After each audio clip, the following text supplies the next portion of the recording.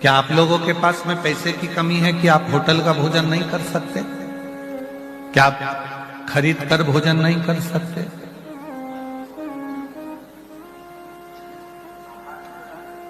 पर आप जब किसी मठ मंदिर में जाते हो, संतों के पास जाते हो, साधुओं के पास जाते हो, गुरुजन के पास जाते हो, माघ मेले में आते हो, कुबेरेश्वर बाबा की पवित्र धारा सीहोर में पहुंचते हो, तो सबसे पहला काम तुम ये करते हो कि हमें कुबेरेश्वर धाम की ही खिचड़ी को पाना है, होटल में नहीं भोजन करना।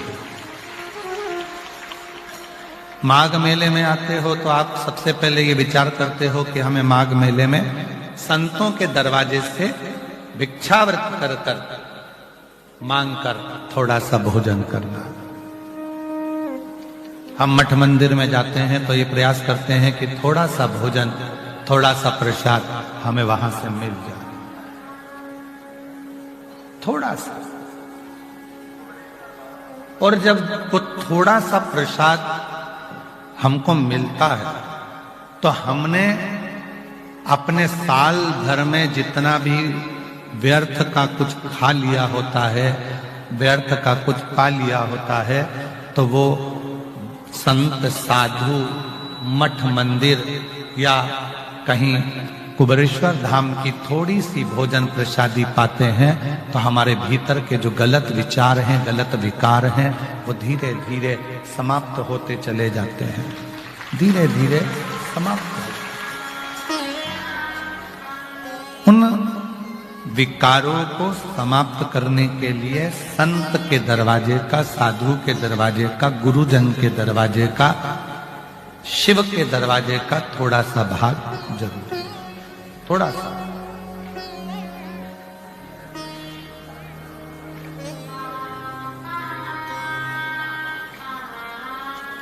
और वो थोड़ा सा अंश मात्र भोजन, वो थोड़ा सा अंश मात्र भोजन हमारे जीवन में सुख प्रदान करता है, थोड़ा सा।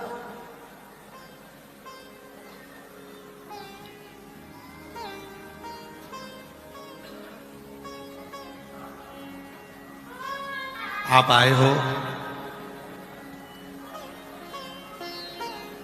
शिव महापुराण की कथा को श्रवण करने के लिए, भगवान देवादिदेव महादेव के पवित्र चरित्र को धारण करने के लिए।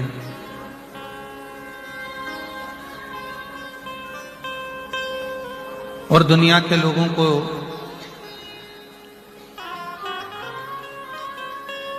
ये लगता है कि बताओ, इतनी कोहरे में, इतनी ठंड में कौन बोलता है तुमको कि रोड पर पड़े रहो रात भर कम्बल ओढ़कर, नीचे जमीन भी ठंडी है, ऊपर से पानी ओस जैसा गिर रहा है और आप अपनी कम्बल ओढ़कर रात भर कथा का इंतजार कर रहे हो।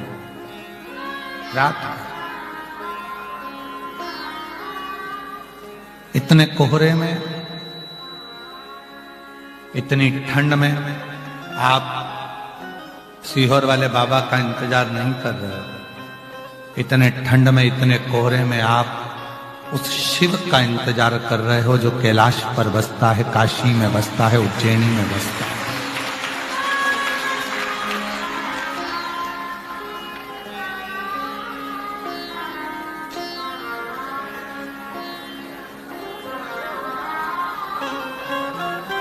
शायद बाबा जी, शायद पूरी दुनिया में ऐसे शिव भक्त शायद ही मिलेंगे जो पूरी रात से कांपती हुई ठंड में बाबा का इंतजार करते हो, भोलेनाथ जी का।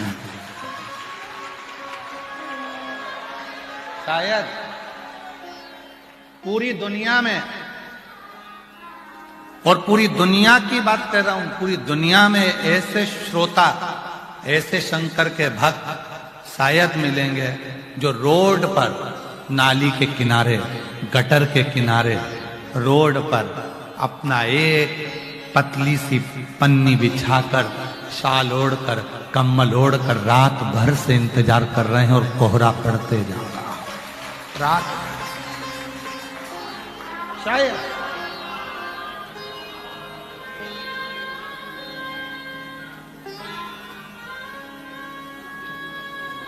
यहां आने से पहले एक बात कही थी आपसे। कल्पवासी 1 महीने तक कल्पवास करते हैं, सत्संग करते हैं, भजन करते हैं और पुण्य कमाकर लेकर जाते हैं। 1 महीने तक सत्संग भजन कर कर पुण्य कमाकर लेकर जाते हैं। यहां आने से पहले कहा था कल्पवासी 1 महीने तक भजन तप कल्पवास करते हैं और आपको और हमको केवल 5 दिन कल्पवास करने का मौका मिला है और वो कल्पवास से हम भी पुण्य कमा कर लेकर जाए, हम भी पुण्य लेकर।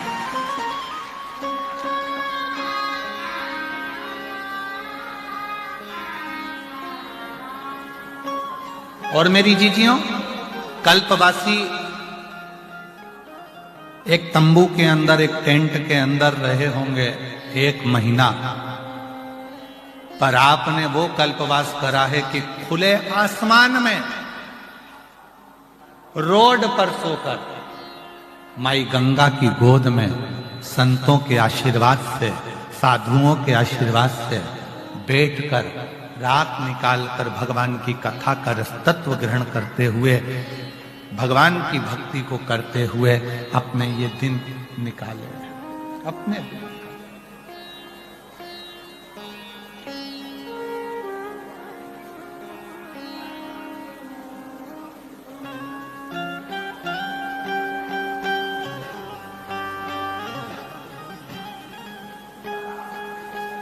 उसका इंतजार आपने करा है तो वो देव अधिदेव महादेव भी आपको ज्यादा इंतजार नहीं कराने देगा।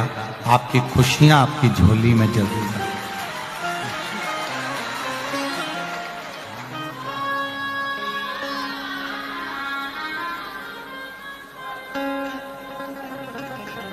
और सुन लो मेरे भोले त्रिपुरारी,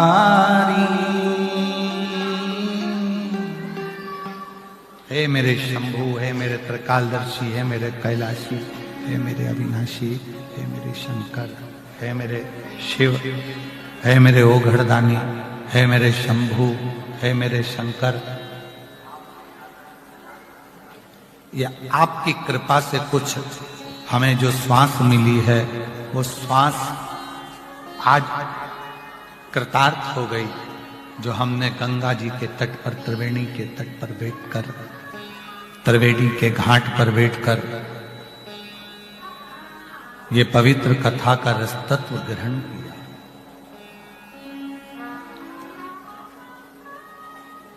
बाबा तेरे दरवाजे पर मैं कितनी देर से प्रतीक्षा कर रही हूं, कब से इंतजार कर रही हूं, कब से बाट जो रही हूं, कब से इंतजार कर रही हूं।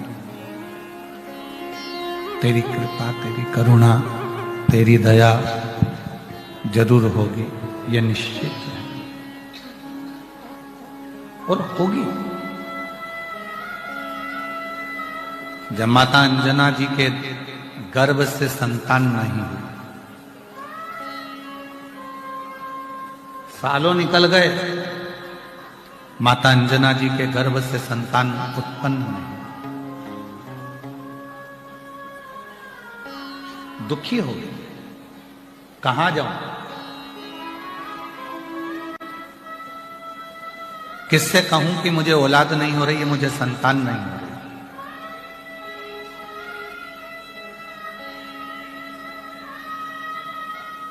किससे जाकर मैं निवेदन करूं कि मेरे घर में संतान का सुख नहीं।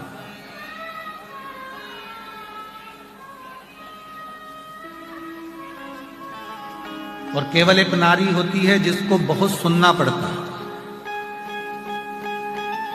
संतान नहीं होती है तो लोग पुरुष को नहीं कहते हैं कि तुम्हारी औलाद नहीं हो रही है।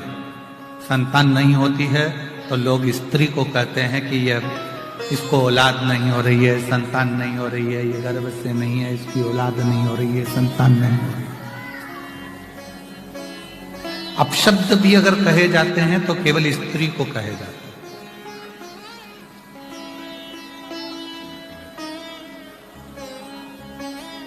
संतान नहीं है, अंजना माता को बारंबार माँ अंजना जी से बारंबार कहा जाता है, बार बार कहते हैं कि तुम्हें संतान का सुख नहीं है, तुम्हें संतान नहीं है, तुम्हें संतान नहीं है,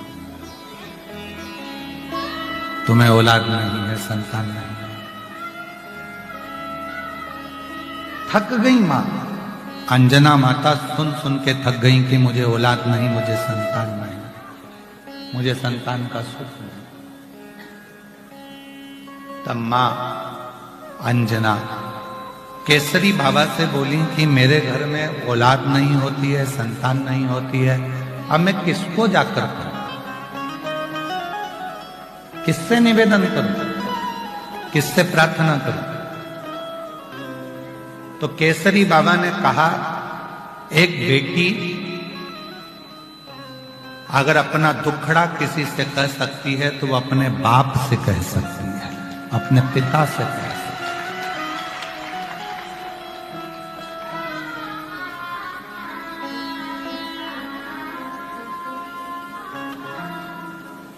दो पिता हैं, एक ने जन्म दिया और दूसरे ने पालन किया। एक पिता अपना पिता, दूसरा वो परम पिता, दूसरा है वो परम पिता,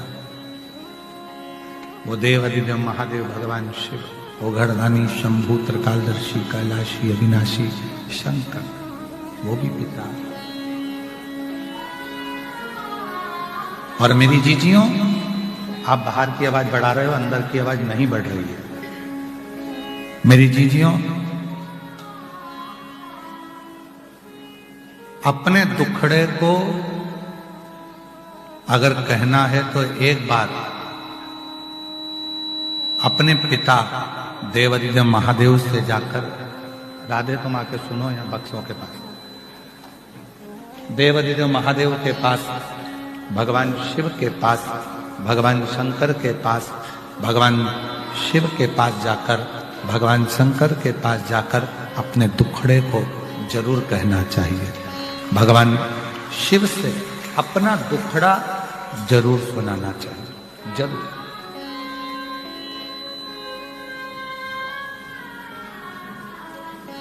अपने जब शिव से जाकर कहोगे तो शिव स्वीकार करेगा। पिता से कहो। अंजना माता ने जैसे ही सुना कि मुझे अपने приता से जाकर कहना है, अपने बाबुल से जाकर कहना है, अपने पिता से कहना है, तो अंजना माता गौतम बाबा के पास पहुंच गई और गौतम बाबा के पास जाकर माता अंजना ने निवेदन किया। पिताजी बोले, आज तू आ कैसे गई? तू तो कभी आती नहीं थी, समय नहीं मिलता था तेरे को, और तू आज आई है, क्या बात है, तेरे को कैसे आना हुआ? अंजना माता कहती हैं, पिताजी बहुत दिन से मन में एक दुख है, एक दुख है।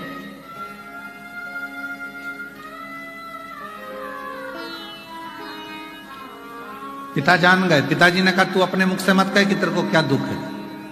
जब तू आई ना, मैं समझ गया हूं तेरा दुख क्या है।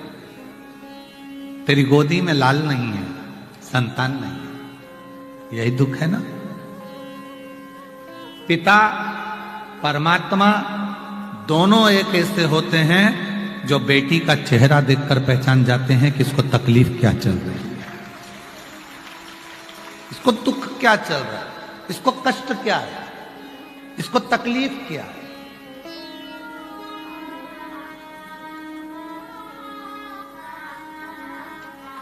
क्या दुख है इसकी जिंदगी में, एक पिता जान जाता है।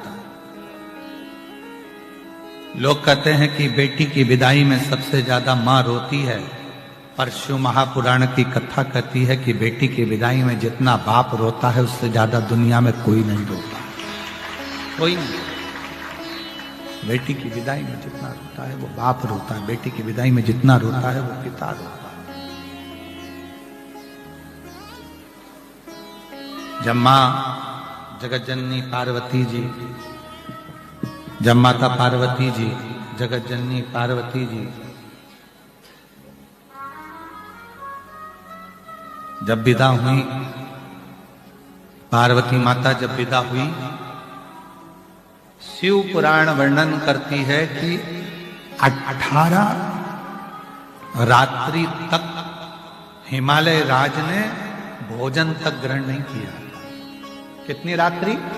18। हिमालय राज भोजन नहीं करते हैं पार्वती की विदाई के बाद में। 18 रात्रि तक भोजन नहीं करते। मैनावती कह रही हैं भोजन तो कर लो, भोजन तो कर लो।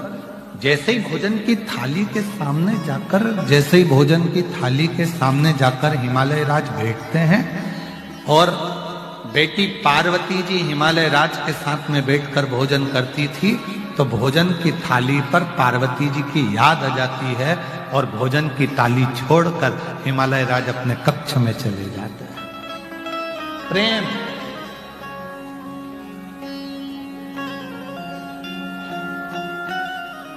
स्नेह, वात्सल्यता, करुणता चले गए।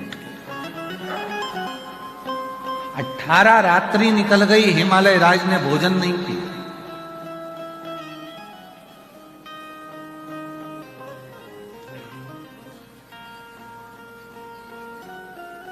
तब पार्वती जी ने कहा कि अपने स्वामी से, देवाधिदेव महादेव से, मेरा मन करता है मेरे पिताजी के पास चलना चाहिए।